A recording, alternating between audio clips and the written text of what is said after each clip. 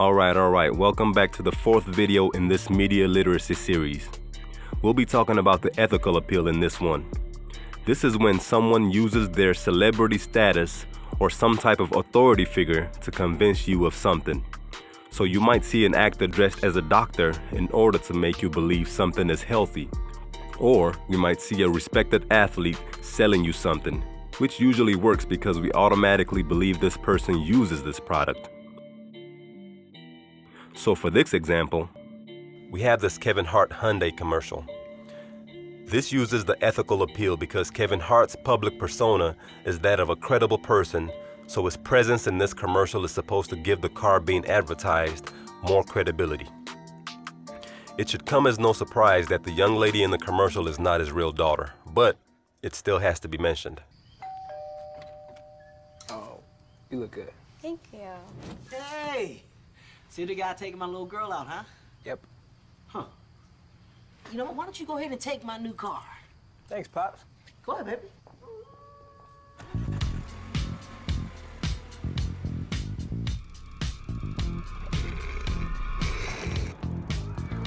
Watch this.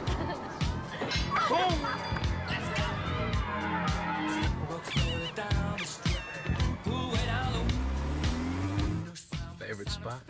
Favorite girl. You messing with the wrong daddy! I'm taking you home. Why? Car Finder on the Hyundai Genesis. Back so soon? Here you go, sir. Because a dad's got to do what a dad's got to do. Honey, what'd you guys do tonight? The commercial shows the car finder feature on the Hyundai Genesis, and Kevin Hart uses this feature to track his daughter's location while she's on her first date with a young man. Just like any other loving father, Kevin is seen as being protective of his daughter by showing up, be it in a comedic fashion, everywhere his daughter's date took her. This commercial also uses a bit of emotional appeal because it links the protective loving energy a father has for his daughter with that of the car.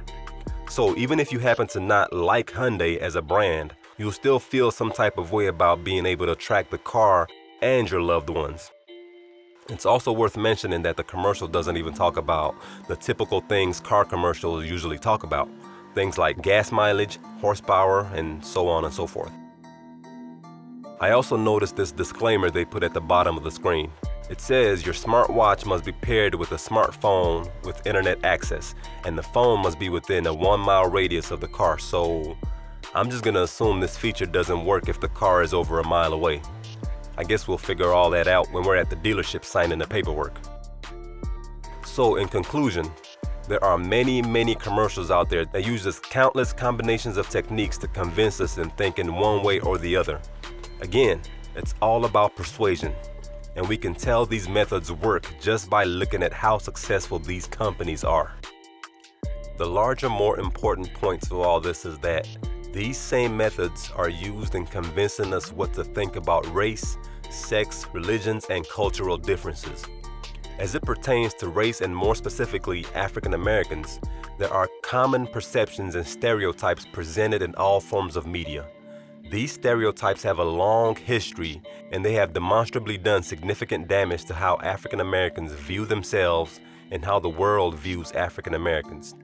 These stereotypes include the Jim Crow stereotype, Sambo, the Mammy, the Mandingo Buck, the Savage, the Uncle Tom, the angry black woman, the angry black man, the crack addicts, the magical Negro, the welfare Negro, the sidekick, and the list goes on and on. On the flip side of this is the white savior narrative. It's pretty much a continuous story told over and over again across all forms of media.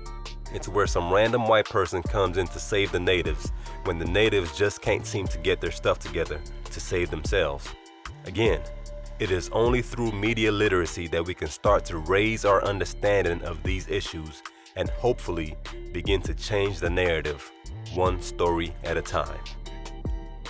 In the upcoming videos in this media literacy series, we'll look at media in the context of African American social and cultural development. We'll also discuss the importance of who is telling the story, who is creating this particular form of media, and for what purpose. So stay tuned. And remember to hit that like and subscribe button so you can get notifications for new videos as they drop.